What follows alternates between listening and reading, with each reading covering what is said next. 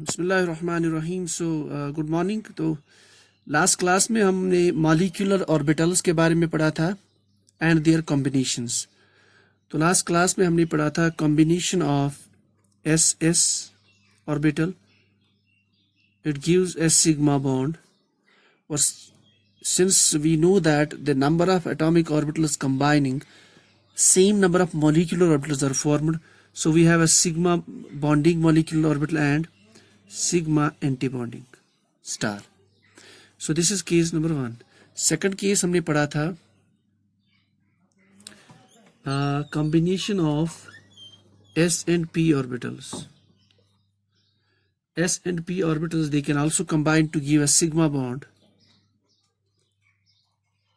and corresponding to a sigma molecular orbital we have a sigma anti-bonding molecular orbital.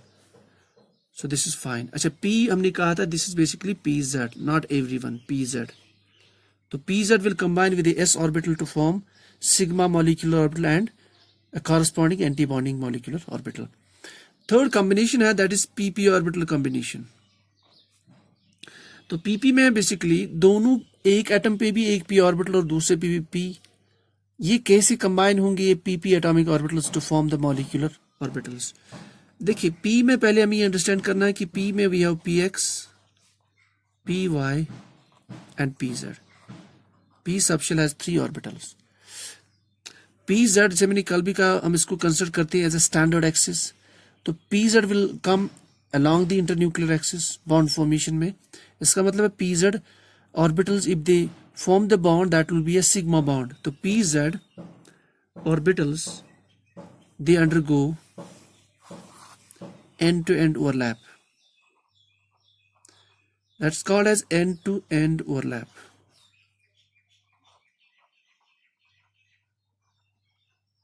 Means end-to-end overlap means ऐसे. This is, we know p orbitals, they are dumbbell in shape. This is your nucleus, and these are the lobes with the wave functions which have the sign of plus and minus. तो ये एक atom पे एक 2pz orbital और दूसरा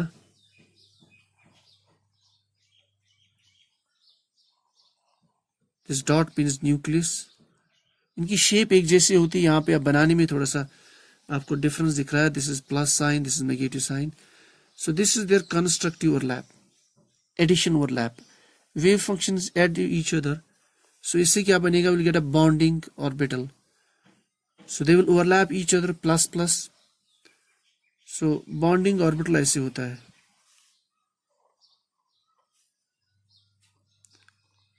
This is your nucleus 1. This is your one nucleus, this is another nucleus. अब lobe का size ज्यादा है, that means electron density in between. So you have the electron density in between the two nuclei. And this is the negative side of the lobe, this is the negative side of the other lobe. So that means this is your molecular orbital. It's called as a bonding molecular orbital. You can show it sign plus. So this is called as a bonding molecular orbital. इसका हम नाम दे देंगे sigma 2p Z, sigma bonding orbital. आप इसको बी भी दिखा सकते हो ऊपर, no issue. Can show it bonding orbital. तो इसके कॉरस्पॉन्डिंग में it's we have the anti bonding orbital. दो ऑर्बिटल्स कंबाइन, दो एटॉमिक ऑर्बिटल्स कंबाइन हो रहे हैं. This is bonding. And anti bonding कैसे होगा? So anti bonding will show it like this. So अब यहीं से दिखाएंगे direct, these are the two orbitals.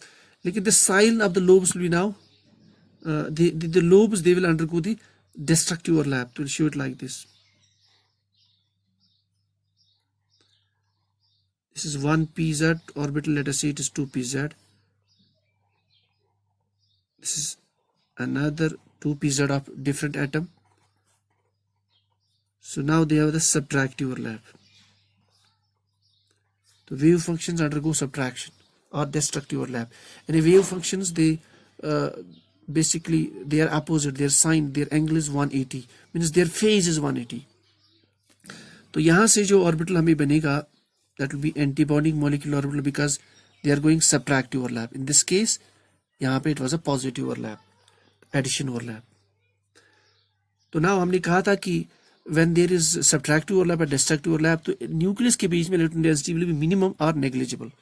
सो इसको हम ऐसे दिखाते हैं। So the electron density will be away from the nucleus.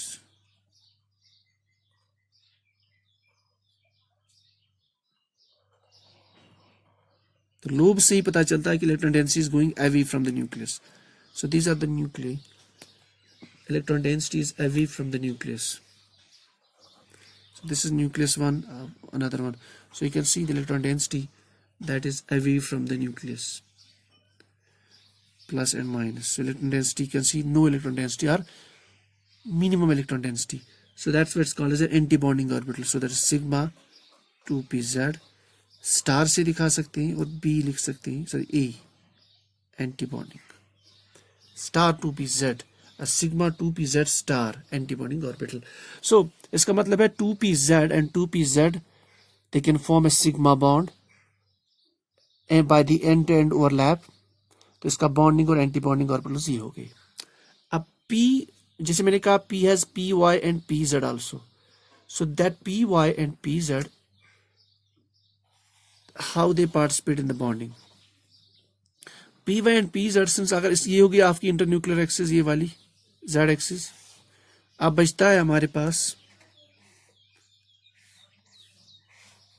so if this is internuclear axis, और अगर इसको मान लेते हैं z axis, so one orbital is perpendicular to that, second one is perpendicular to that, 2py and 2pz। ये basically अगर इसको z axis हम मान लेते हैं, if this is your z axis, तो ये जो एक है this is perpendicular to it, और next ऐसे होता है ऐसे, it's like this towards our side, this perpendicular, तो दोनों perpendicular to each other है। If this is x and this is y, तो ये दो ऑर्बिटल्स दो एटम्स पे है। Now how they participate in the bonding, तो बेसिकली इससे जो ऑर्बिटल बनता है, these orbitals that is 2py and 2px, so they participate in the bonding, they undergo side-wise overlap, because x ने तो ऑलरेडी पार्टिसिपेट किया x एक्सिस में bonding में, that forms a sigma bond, end-to-end overlap, so they undergo side-wise overlap or lateral overlap, sidewise overlap, or it's called as a lateral overlap। तो lateral overlap से जो obviously जो वो end-to-end overlap है, that is more effective, ज्यादा strong होता है, और lateral overlap it's a weak overlap, ऐसे और ऐसे। So this is lateral overlap। दूसरा होता है end-to-end overlap। end-to-end overlap is effective, that results in sigma bond formation। तो lateral overlap it's a sidewise overlap, it's a weak overlap, ठीक। इससे बनता है pi bond। So basically ये दोनों पार्टिसिपेट करेंगे pi bond formation में। Now let us say we have एक 2px ऑर्बिटल एक एटम पे, लोब्स थोड़ा सा डिफरेंट बन रहे हैं, this is 2px orbital, px axis मान लेते हैं, सो दिस इज योर 2px। दूसरे एटम पे भी we have 2px, sign of wave function plus minus, दूसरे एटम पे भी 2px plus and minus.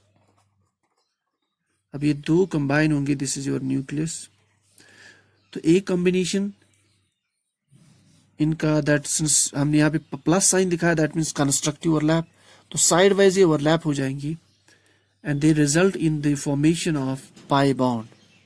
So they form A pi bond, तो इसको हम ऐसे दिखाते हैं, दो न्यूक्लियस ऐसे। अब ये देख सकते हैं इन ये ओवरलैप हो जाएंगे और ये, ठीक। सो उससे क्या बनेगा, that we have electron density above and below this two nuclei, above below, positive and negative sign। तो electron density above and below ये हो गई आपकी z axis, तो electron density above and below वाले जिस केस में they were cylindrically symmetrical, इस केस में this is cylindric, दो nucleus z axis, so this is cylindrically symmetrical electron density। So while as px and py, P Y के साथ भी ये कि ये जो बॉन्ड हमें बनता है पाई बॉन्ड, उसमें जो इलेक्ट्रॉन डेंसिटी होती है और जो मॉलिक्यूलर ऑर्बिटल की शेप होती है, they are not cylindrically symmetrical, rather आप देख सकते हो they are the electron density above and below. और दो के बीच में you can see this plane, nodal plane, ठीक है। So this is case of bonding orbital. Anti bonding में बॉन्ड बनता ही नहीं, sorry this is the bonding axis दो न्यूक्लियस के बीच में। एंटी बॉन्डिंग के लिए what you have to do, अब मैं इसे एक्सटेंड नहीं करूंगा, you have to change the sign, इसको माइनस लिख लीजिए, that's called destructive overlap. So इससे क्या बनेगा, साइड वाइज ओवरलैप से जो आपका बॉन्ड बनेगी, जो कि ऑर्बिटल्स बनेंगे, anti bonding orbitals, we know that there is minimum electron density between the nucleus and the lobe electron density of the lobes they will move away from the nucleus. ये देखिए nucleus they are moving away from the nucleus, ठीक, they are moving away from the nucleus. तो ये दो nucleus आपके पास है,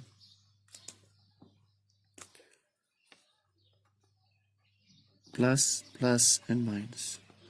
तो ये दो न्यूक्लियस आप देखिए, इनके बीच में there is no electron density, ठीक, और जो इलेक्ट्रॉन डेंसिटी है, जो लोब्स है, that's moving away from the nucleus, का means there will be repulsion between the nucleus, so bond नहीं बनेगा, unstable system, high energetic system. And we know anti bonding orbitals they are highly energetic, they have high energy. तो ये जो यहाँ पे दिखा रहा हूँ मैं, there is a plane which is perpendicular to nucleus, that's called as a nodal plane. तो p ऑर्बिटल्स में there's a nodal plane. In case of anti-bonding molecular orbitals, there's a nodal plane, a plane which actually passes, which bisects the two nuclei, which is perpendicular to the internuclear axis, and there is no electron density, and that's called as a nodal plane. ठीक है, that means anti-bonding molecular orbital which is formed by the overlap of p orbitals, ठीक, they have a nodal plane along the molecular axis. तो this is all about the अच्छा, इसको हम कैसे दिखाएंगे anti bonding को, इसको हमने लास्ट में दिखाया नहीं था। This will show by 2px, but यहाँ पे हम पाई दिखाएंगे, और पाई px ऐसा भी दिखा सकते हैं। इस केस में पाई 2px, यहाँ पे स्टार एंटी बॉन्डिंग, तो pi 2px bonding but a pi bond and pi 2px anti-bonding. So this is how the p orbitals undergo the sidewise overlap to form the bonding and anti-bonding molecular orbitals.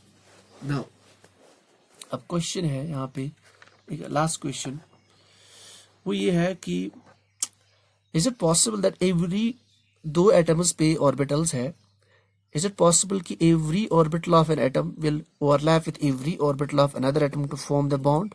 Is it possible? There's a question. तो question ये है कि क्या every orbital on एक atom पे 1s orbital भी है, for example दो एटम्स है, atom A, atom B, they are participating in each other to form a molecule. We know that there are many orbitals, 1s, 2s, 2p, 3d and so on, likely इस पे भी। तो क्या 1s of this will overlap with 2s of this, or 2p of this will participate with 1s of this, or 2p of this will participate with 3p of this?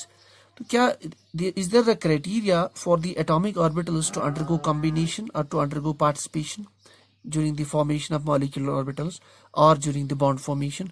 Yes, दो important conditions है for the combination of atomic orbitals. So we'll write down the question.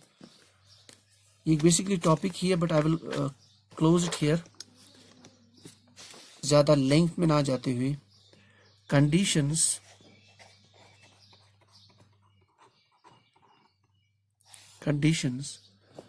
for combination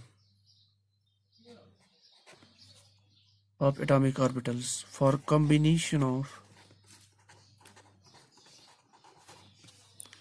atomic orbitals। दो atoms पे जो orbitals है called as atomic orbitals, उनमें क्या conditions है so that they can participate in the bonding? दो main condition है। Number 1, first condition that is called as the energy condition, energy, और दूसरा जो mean है that is symmetry. Means जो orbitals, atomic orbitals which are participating in the bond formation or which are participating in the overlap in the combination, their energy should be similar. Number one, so their energy should be similar. अगर ज़्यादा difference होगी energy में, that means they will not participate in the bonding. Number two, though orbitals are participating in the bonding, they must have the symmetry. They must be symmetric. If there is no symmetry, there is no bond formation. Means they should have proper जब भी orbitals की proper orientation होगी, then they will undergo the effective overlap, or they will undergo the overlap to form the molecules, to form the bonds, to form the molecular orbitals. So proper effective overlap is must. So symmetry होनी चाहिए atomic orbitals के बीच में, then they will participate in the bonding, और energy is important. That is why, इसी वजह से for example अगर हमारे पास हो एक एटम पे 1s ऑर्बिटल है, दूसरे पे 2s, they will not participate in the bonding. क्यों? Because 1s की energy depends on principal quantum number. यहाँ पे 1 है, यहाँ पे 2 है, तो 2 की एनर्जी ज़्यादा है compared to 1, so that means they will not participate in the bonding. Number one. इस तरह से और एक example, if we have 2s and 2p, एक एटम पे 2s और दूसरे पे 2p, 2s में principal quantum number is same. Now energy will be defined by the value of s. S subshell का value we know, the value of L is 0, और P के लिए value of L is 1. तो total energy is given by n plus L value. यहाँ पे n plus L value is 2, यहाँ पे it is 2 plus 1, that is 3. तो more the n plus L value, more is the energy. तो इसकी energy ज़्यादा है compared to this. That means they will not participate in the bonding. Number two. Number three. Now we'll take one more example. If we have, for example, we have, so this is the case of 2s, 2p and this. We have, for example,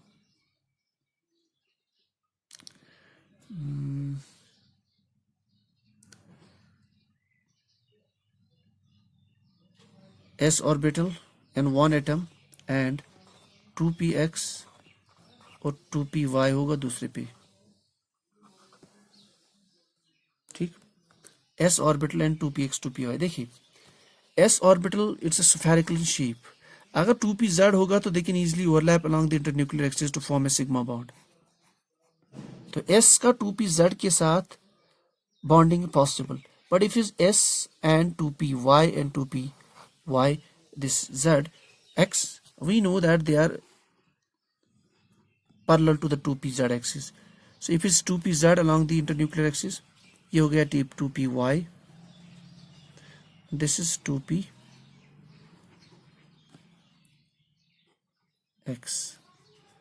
और यहाँ पे थोड़ा सा ये it can create a problem. ऐसा लग रहा है कि it is along the internuclear axis. No, basically this is your 2py which is perpendicular to this internuclear axis or z axis. और ये जो ये वाला ऑर्बिटल में दिखा रहा हूँ, ये वाला 2p, it's basically like this, perpendicular to the paper. So basically 2py और 2px बीच में we have 90 degree angle. अब now let us say 2s is there on the other atom, that is spherical. So if 2s comes, अब यहाँ से देख सकते हैं कि all the ये जो सारा ऑर्बिटल है doesn't participate in the bonding, तो बहुत कम participates in the bonding. Same is the case with this one. So that means this is because of the symmetry constraints, not because of the energy constraints. So 2px और 2py के case में एक तो symmetry is a major problem. So अगर 2s हो यहाँ से वहाँ से 2p हो, there is an energy difference. लेकिन energy difference के बावजूद there is another criteria that's called a symmetry. तो 2s और 2z के बीच में symmetry is favorable, so they can participate in bond formation. But if it is 2px and 2py, उनकी एक तो एनर्जी डिफरेंस है और दूसरा सिमेट्री. तो symmetry is the major factor that will decide the formation of bond और that will decide the combination. So this is all about the basically the combination. उसके बाद एक क्वेश्चन है यहाँ पे that's called as a non bonded combination of orbitals. ये non bonded combination का topic भी इसी के साथ रिलेटेड है, non bonded combination of orbitals. Basically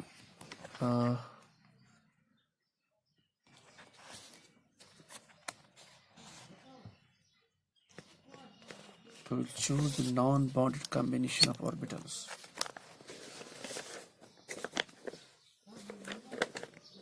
So your second topic जो हमने डिस्कस किया था, that is your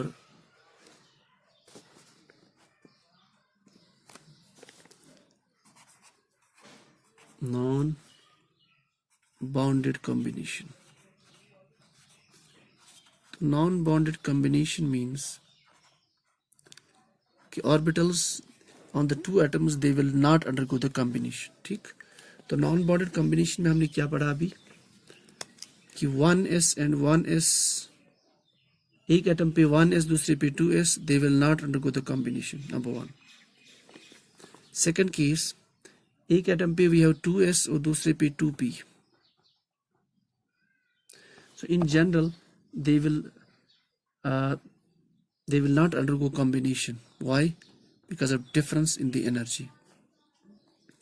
लेकिन ये जो केस है जो मैं बोल रहा हूँ कि they will not participate in the bonding, this is the case of homonuclear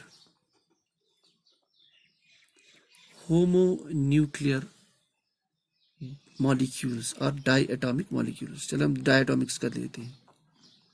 Homonuclear diatomic molecules.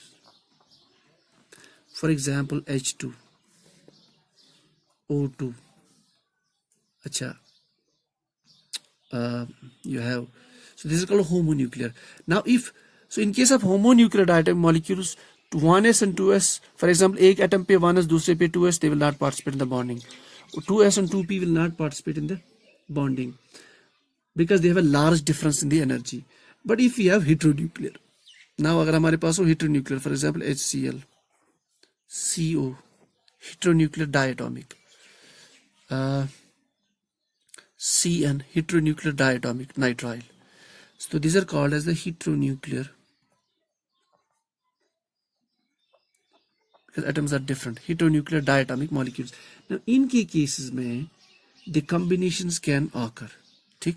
So basically जो मैं P, Z और S की combination बोल रहा था, that is possible in the heteronuclear diatomic molecules. So that means in these cases 2pZ will combine with the 2s. एक atom पे 2s है दूसरे पे 2pz.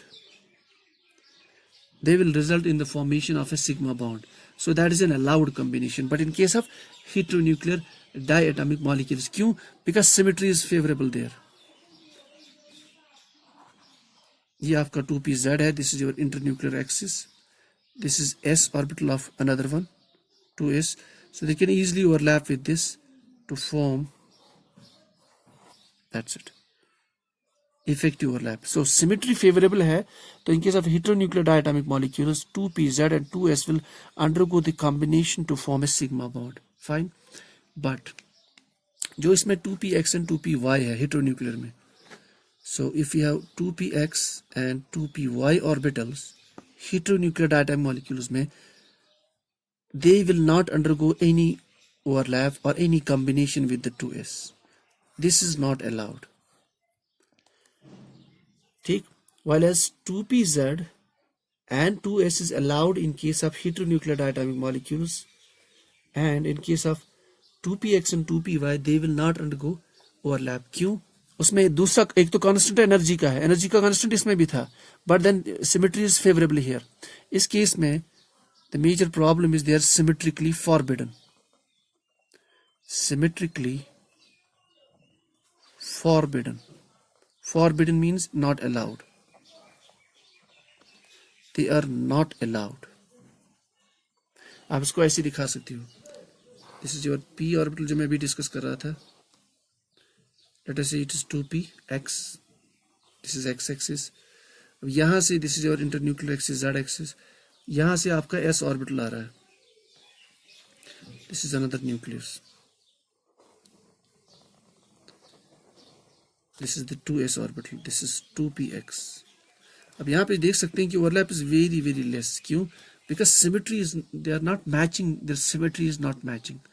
So when the symmetry is not matching, उससे क्या होता है कि because of that symmetry constants, that the effective overlap is not there. When there's no effective overlap, so they will not undergo the combination.